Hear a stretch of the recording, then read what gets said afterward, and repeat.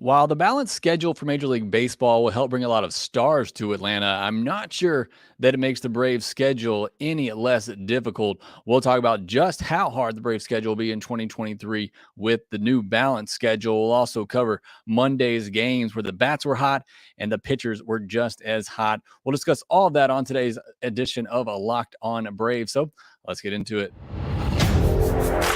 You are Locked On Braves, your daily Atlanta Braves podcast. Part of the Locked On Podcast Network, your team every day.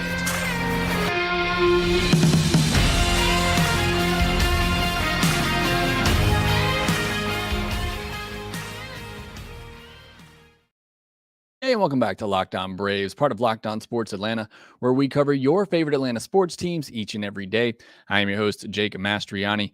You can follow me on Twitter at ShortstopBall. Also, make sure you check out my website, shortstopball.com, where you can see some of my written work and other materials as well. Make sure you follow the podcast on Twitter at LockedOn_Braves. Send in any questions, comments, or feedback that you have for the podcast. Trying to make this podcast as interactive as possible with you, the listener. So always willing to hear some of your ideas and suggestions on ways that we can do that. If you're new, make sure you subscribe on YouTube. Trying to get to 5,000 subscribers by opening day. We're at about 4,300 right now. If you're watching this video, do me a favor, please hit that thumbs up button, as it does help support the show a ton whenever you do that. And as always, thanks for making Locked On Braves your first listen of each and every day. We post episodes daily, 5 days a week, Monday through Friday, and we're free and available on all platforms. On today's episode, we're going to talk about the new balanced schedule that Major League Baseball is implementing this year and going forward. Talk about some of the biggest games, the most crucial games that you do not want to miss, especially some really good home games at Truist Park. Then we'll talk about just how difficult the schedule gets month to month throughout the season. Then we got some news as well to get into, and then also want to break down a Monday's game and Grapefruit League action. But let's start with the balanced schedule. And Major League Baseball decided this year that they wanted to balance the schedule a little bit more, which I think is great, especially with the additional playoff positions that you have now, these wild card spots. It only makes sense that every team play a somewhat even schedule just to make things more fair. So I think it's a great move by Major League Baseball. I think if we do eventually see some expansion, I think we see the balanced schedules become even more balanced. But I think this is a great step in that direction. The Braves and all teams will now play each other at least once every year, which, as a fan of the game, I think you have to enjoy, because you're going to be able to see a lot of the big name players that maybe you might not see a lot, especially players in the other league. Now, some of the big changes, you'll now play 52 games in your division compared to 76. So if you are one of those fans who really get geared up for those divisional games, and I get it, I was one of those fans too. I still am. Those aren't going away, but now there's fewer of those games.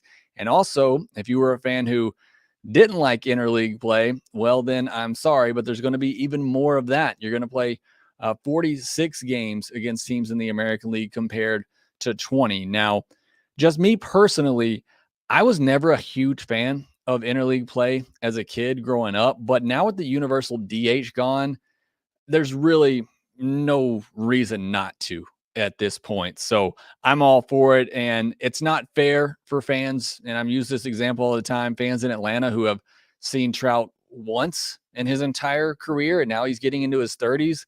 And I think maybe he's played in Atlanta once. I'm not even sure if he has. I know when he came last year, he was injured.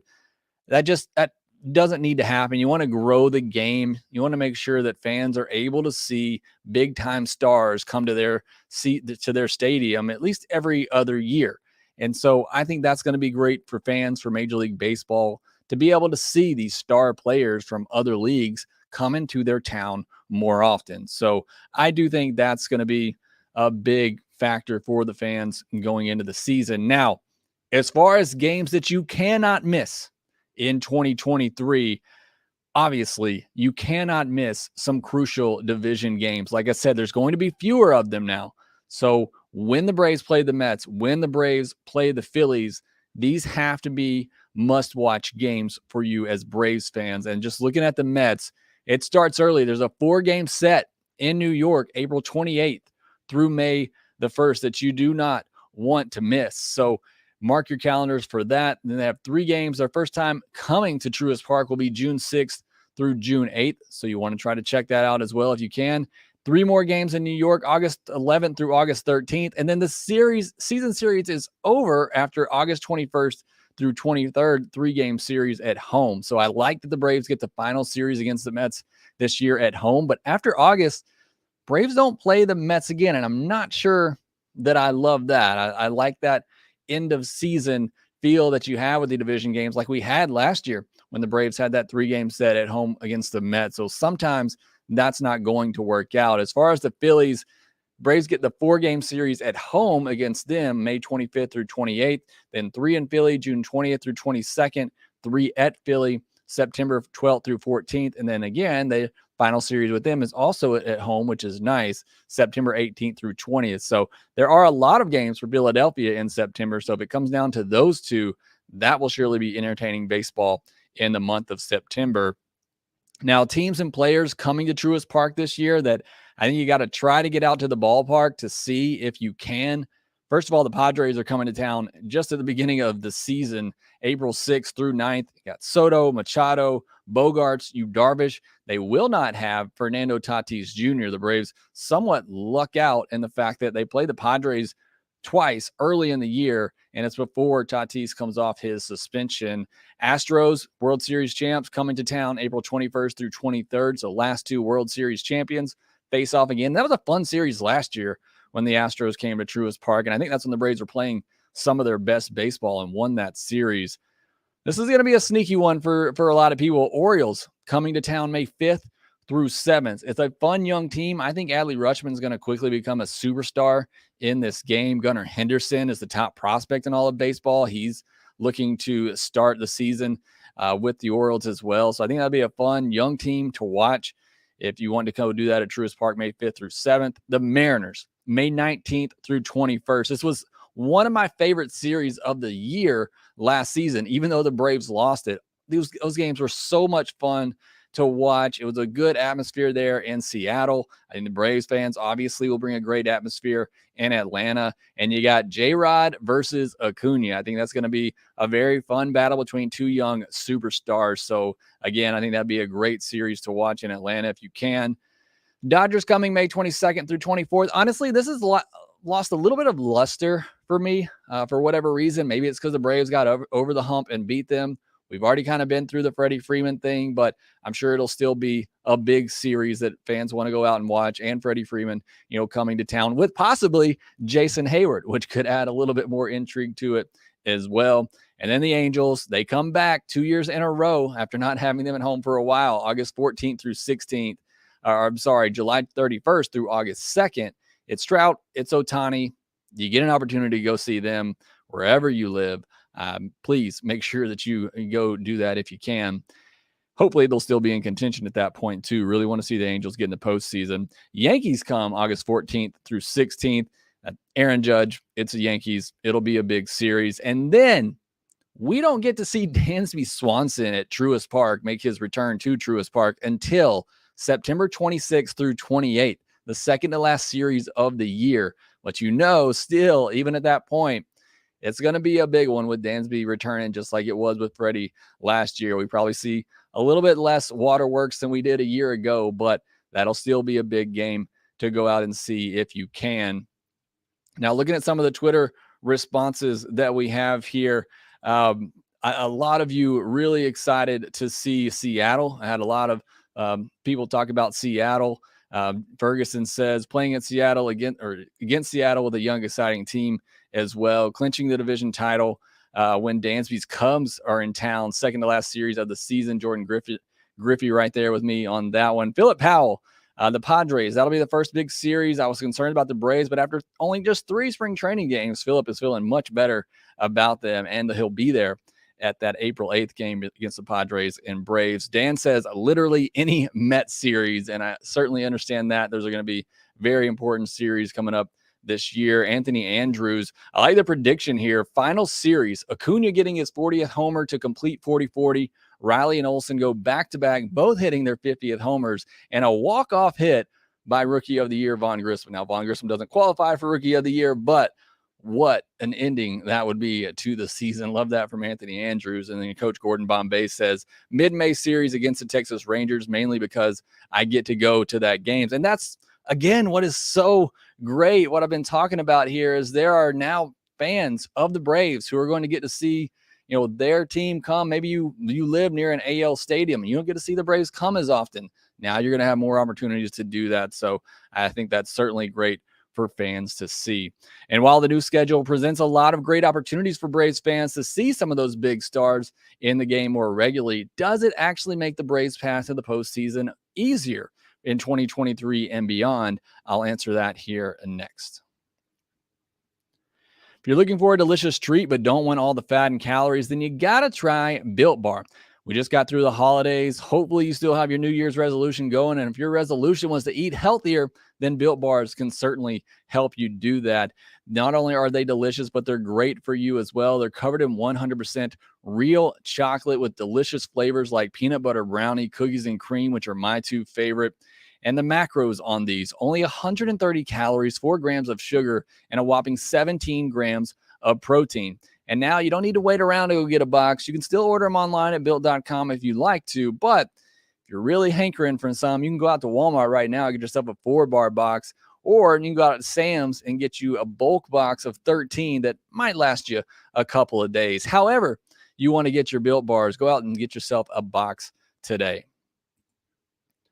Yesterday, we talked about Dylan Dodd's performance over the weekend, how impressive it was, and how I believe he could be the best candidate for the Braves to win Rookie of the Year in 2023. Tomorrow, we'll be going over the predicted win totals for the Atlanta Braves in 2023, and I'll give you my predictions as well. So make sure that you are subscribed to Lockedon Braves, where you can listen to all of these podcasts free everywhere that you get your podcast and on YouTube as well. Getting back into the schedule, I want to look at the hardest and easiest months for the Atlanta Braves this coming up season. And I'm going to break it down by contenders and non-tenders. And I put contenders as any team that FanGraphs projects to have a winning record. And non-contenders, obviously, any team that is predicted to be below 500. So right out of the gate, pretty even schedule in March and April. 16 games against contenders, 13 games against non-contenders. In May, though, it's a much more difficult schedule. 19 versus contenders versus 9 versus non-contenders. In June, it flips around. Only 9 games against contenders, 17 against non-contenders. July, it's 15-8. In August, it's 18-10. So a couple of hard months there in July and August. But Braves end with a little bit more of a cushiony schedule. 12 contenders in September and October. There's only 1 game in October, and it's against the Nationals, but 16 games against non-contenders in September, October. So again, it's kind of, even, hard, easy, even, and then an easy ending to the schedule for the Atlanta Braves with this balanced schedule and the way things are going to shake out. And obviously not all these teams will be contenders come the end of the season, but I do think, as always, there's going to be ebbs and flows in every Major League Baseball season. The Blue Jays are certainly one of those contending teams in 2023, but they didn't send that contending team to Cool Today Park on Monday, and the Braves offense took full advantage, as did the pitchers, with Max Fried and Spencer Strider on the mound. Fried looked great. He got out of a second and third jam, 1-out jam in the first inning, struck out a batter, ended up striking out 4 batters in 2 innings, one on a changeup, which I thought was interesting. And I'm listening to all this on radio, so all this is either coming from the broadcast or from the writers who were there, who were lucky enough to be in attendance. But 1 strikeout for Max Fried on the changeup, at least, that the announcer said.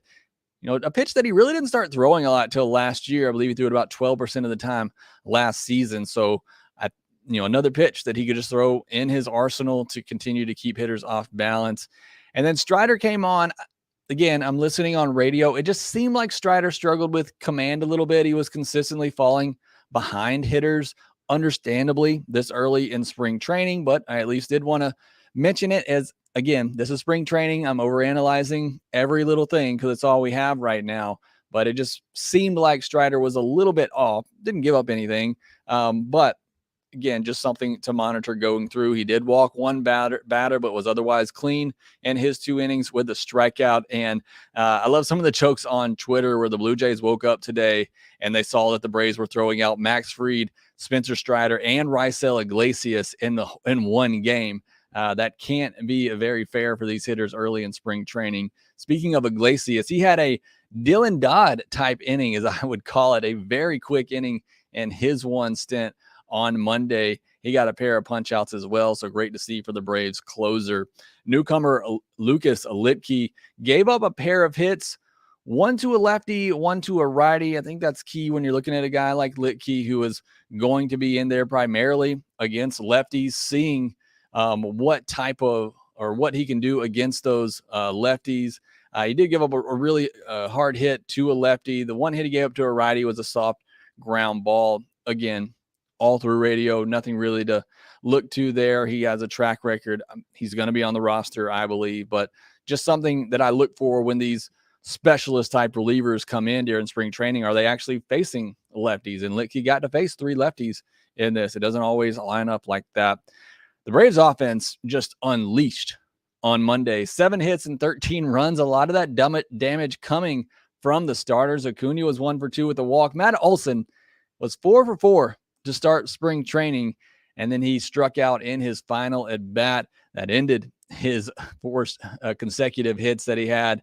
Thought he might go the entire year without making it out, but is not to be the case. Maybe he'll start that again in the regular season and go a little further. Grissom and Riley were the only starters that did not have a hit in Monday's game. So everybody up and down, hitting the ball hard. Again, listening on radio, but you can hear the broadcasters. You can hear the sound of the bat. They were squaring up a lot of baseballs on Monday. That's great to see, especially after the offense was a little sluggish on Sunday. Granted, it was not the A squad out there.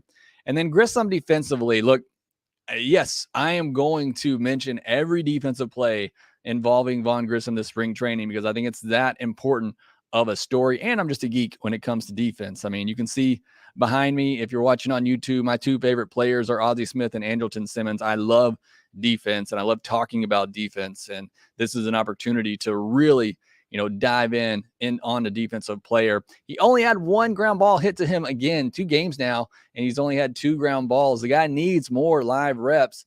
It sounded like it was a bit of a slow roller that he charged and made a good play on. Again, according to the broadcasters, I wish more than anything I could see a replay of it. He turned a double play later in the game as well on a ground ball hit to Orlando Arcia, who it sounded like he made a couple of really good plays at second base. Grissom also, caught a pop up. Again, I'm going to be talking about all the defensive plays that Grissom makes, but not much I can overanalyze on this one as we don't have any video of it. Going back to some news from Monday, I failed to mention yesterday about Ozzie Albies. He had a shoulder cleanup this offseason, so that's why he's only DHing right now. I think he's going to do that for the first week or so in spring training, and then we'll see him in the field. Not expected to be a big deal. Following up on the Danny Santana news from yesterday, we talked about that he was picked up by the Twins. A little bit more information on this coming from Justin Toscana of the AJC. Said it felt like the Braves, he wasn't going to have a shot to make the opening day roster with the Braves. And since he's out of options, they decided to just go ahead and DFA him to give him an opportunity with another team. Nice of them to do that selfishly. I wish they would have let him stick around in case some injuries pop up, because again, I think there is some upside there with him. But, I've heard some people say, why didn't they just slap him on the 40-man roster? Well, they can do that, but he's out of minor league options. So he doesn't break camp on the roster, then you still would have to designate him for assignment. So they just went ahead and did that now. I guess they felt comfortable with all the guys that they already have, which understandably so. The bullpen is very deep. But just a little bit more explanation on why they DFA'd Santana. Chipper Jones was back in camp. He mentioned that Michael Harris looks like a left-handed version of Ronald Acuna Jr., which is great to hear. We talked about Fried and Strider. They pitched on Monday, and Mark Bowman of MLB.com said that lines them up to pitch games 1 and 2 respectively and as far as the regular season. So not much of a surprise there. Figured Max Fried would be the opening day starter. Spencer Strider getting game 2. So no big surprises there. Ian Anderson will start on Tuesday, and it's going to be a big start as all of them will be for Ian Anderson in spring training. And it'll be a road game, which, if you pay attention in spring training, when you're on the road, you're usually facing a team's A lineup. When you're at home, you're usually facing a team's B lineup or even C lineup. So this will be a good test for Ian Anderson, as he'll likely be going up against the Twins A squad on Tuesday. So big start for him. All right, looking at some of the comment sections real quickly before we wrap things up here today. I do appreciate you, as always, those who are able to join live. Samuel Riley says, do you think we stick with Acuna, Olsen, Riley in the 1, 2, 3 spot? So, yeah, Snicker's been running out this order here, and I don't think it's a bad one at all, but he's been running out Acuna, Olsen, and Riley. I prefer Michael Harris in the 2 spot just to give you some speed at the top of the order and give Olsen more RBI opportunities. The Braves started Matt Olsen in the 2 hole last year and just wasn't a great fit there. It didn't seem like. So, look, I don't hate it, but I understand it too. Probably not wanting to put a lot of pressure on Michael Harris in his sophomore season, but I feel like if Michael Harris comes back and he is the player that he was last year, I think he ultimately needs to be in the 2 hole. And then if you're ever going to move Ronnie out of there, I think Michael Harris should even be in the leadoff spot. But I think it's fine. I don't think it's a big deal. That's not how I would draw it up. But again, not a huge deal. Chris Fields says, what's up, Jake? Thanks for the content. You're welcome. JL says, Braves will win the World Series this year. Well, that is a great prediction right there that I hope comes true. JL says, I don't like the ghost runner. That needs to go. Again, I've talked about this on here. I don't mind it in the regular season. I wish they'd push it back to the 12th inning, and I'm glad they're not doing it in the postseason. One thing I wanted to mention that we haven't really talked about rule changes. I was listening to the game on radio, obviously, and only listened up through about the 7th inning. I don't know that I ever heard the announcers once mention a pitch clock issue or somebody with a pitch clock violation. Maybe I missed it, but again, I think players will just get more and more acclimated to these rules, and it'll get better and better as spring training goes on. And hopefully by regular season, it's really not even something we have to worry about anymore. Samuel Riley, I like it because I'm from Texas and I get to see them play Texas this year and Astros next year. Yeah, it's great with this new schedule. Again, you live in an AL town. Yeah, you don't get an opportunity to see the Braves a lot. Now you're going to. So I think that's going to be great. JL says, I like how we did the Mets last season at the end. That certainly was great. Again, won't get that opportunity this year. We're done with the Mets in August, but got a couple series with the Phillies in September. Marianne Smith, I think Dylan was very good, and I'm looking forward to seeing Dansby when he comes to town, and also Freddie coming back as well. Looking forward to those games in 2023. Jane says, did we have an easy ending to the season in 21? I don't remember going back to 2021 exactly. Last year, like I said, had that Mets series at the end of the year that I know everybody was kind of pointing to, and then finished with the Marlins and had to, really scrap to get one game in that series to clinch the division. I don't think it was a very difficult schedule to end the season last year, but I don't remember all the way back to 2021. My memory is not that great. But again, this year it should be a pretty decent end to the season for the Atlanta Braves, something not too terribly difficult. It looks like the Braves in 2021 ended things against the Mets as well. So, not exactly the easiest ending to that season as well. They had the Phillies and the Mets back to back, the Padres before that, but then they had the Diamondbacks as well. So again, there's a lot of ebb and flow to these months and these seasons and the schedules throughout. But you just got to play through it. And the Braves, they're a better team than a lot of these teams, even contending teams, but you got to win these games. Jane also asked, do you think an easy ending helps the Braves go into the playoffs? Remember, last year wasn't so easy. And I think that's a good point. I mentioned several times, this is an excuse. It's exactly what it is, but it just seemed like the Braves were exhausted after that Mets series. Like I just said, they had to scrap and claw to get one win against the Marlins to clinch the division. It just seemed like they had run out of gas for whatever reason. I don't think it necessarily had so much to do with the schedule as it did the fact that they fell so far behind. They had to, work so hard just to get back even with the Mets and then to take the lead in that last home series. Docs fan, Braves need their own network so we can watch more spring training games. I certainly agree there. I mean, this is 2023. I don't know why we can't televise more spring training games. I mean, you have SEC Network Plus, ACC Network Extra that can pretty much televise any college baseball game. And you're telling me we can't get some cameras out there to shoot every spring training game? I'm right there with you, Dogs fan. I think it's time that we, even if it's not on the big TV network, whatever that's going to be after Valley goes bankrupt, let's see all these spring training games, or at least the most of them. I agree. Austin Reed said innings 7 through 9 to lay off of the pitch clock. Not sure if y'all have discussed this before, but way more strategy needs to go on towards the end of the game.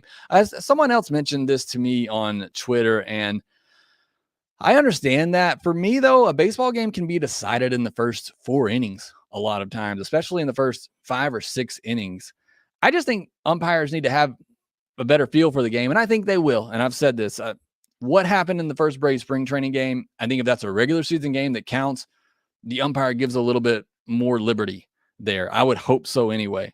I hope they use a little bit more discretion, but I get it. Late game, postseason, there's got to be a little bit more leeway, and I think there will be. I certainly think that should be the case, but just limiting to the 7th and through 9th innings, there may be a big moment in the 4th inning. Again, it's just the umpires need to have a little bit more discretion, and hopefully Major League Baseball will give them, that note to say, hey, it's a big moment, a little bit more leeway on the pitch clock. Card hobbyist, I think Albies will benefit more from a contact focus versus a power focus. I thought he was viewed as having a great hit tool as a prospect, but I think he loses that when he tries to boom everything. I've tried to make suggestions for Ozzie Albies in the past. The guy gets it done however he gets it done. I'm done trying to change him. I would love to see him get on base more and maybe tone down some of the aggressiveness when he's in those slumps. But I mean, the guy can hit 30 home runs. You want to take that away from him. So I just think he is what he is. But my thing is, if he's going to be that power hitter instead of a high hit tool, as you say, and a high on base guy, then bat him in 6th, 7th in the order. And that's exactly what we've seen in spring training. And I hope that continues to be the case. Turbo Ginsu also doesn't like the ghost runner rule. And I'm glad they're not using it in postseason. Phil says, do you think Eli White had the chance to make the opening day roster? I do now, especially with Jordan Luplow being slow into spring training. I originally have Jordan Luplow making the roster as that right-handed bat. But, if he is banged up going into spring training and Eli White has an opportunity here, and I've been impressed in the short sample size that we have on him so far. So, yeah, I think Eli White has a good chance. Somebody who's viewed very highly defensively, a good runner. So I think he certainly has an opportunity to make the roster.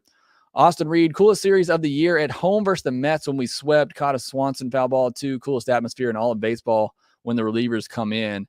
Can't beat it when the division is tight. It was certainly one of the most exciting in regular season series I think I've seen in a long time. I wish I could have been there. That's pretty cool. You got a foul ball from Dansby. Ethan Dial says, I would love Grissom to end up being an Ichiro prime ender type guy.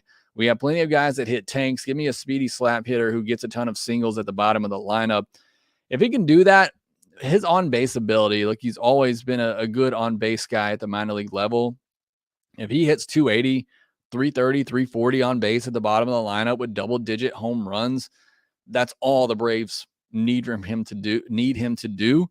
Whether or not he does that right away in 2023 while also trying to get a handle on things defensively at a position that's very difficult to play. Somebody on Twitter called me out for saying that shortstop's so easy, I should go do it. That's not what I'm saying at all. Shortstop is one of the more difficult positions to play, and that's why my intensity and focus on it is so high, because I think you do need a really solid defensive player at shortstop, and those aren't easy to come by.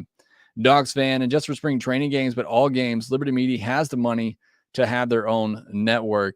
Again, I'm right there with you, Dogs fan. I want to see every spring training game on TV at this point in 2023. Stick a camera out there. I don't even care if there's announcers, broadcasters, whatever. Just stick some cameras out there and let me see these games. Joe Mee says, I live in Louisville. I'm looking forward with the rule changes to travel to Detroit, Cleveland, Kansas City, etc. Lots of road trips for me with the new schedule.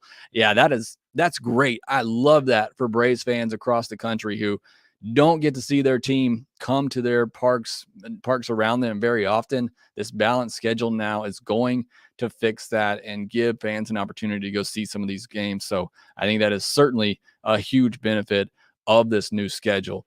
And that's a great way to wrap up this episode. A really fun episode. Thank you, as always, for listening, for making Locked On Braves your first listen of the day.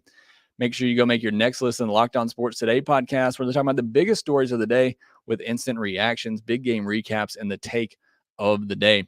Again, thanks for listening. Be sure to follow us on Twitter at LockedOn_Braves. You can follow me at ShortstopBall. Also, make sure that you rate, review, and subscribe to the Locked On Braves podcast wherever you get your podcast, and we will talk to you next time.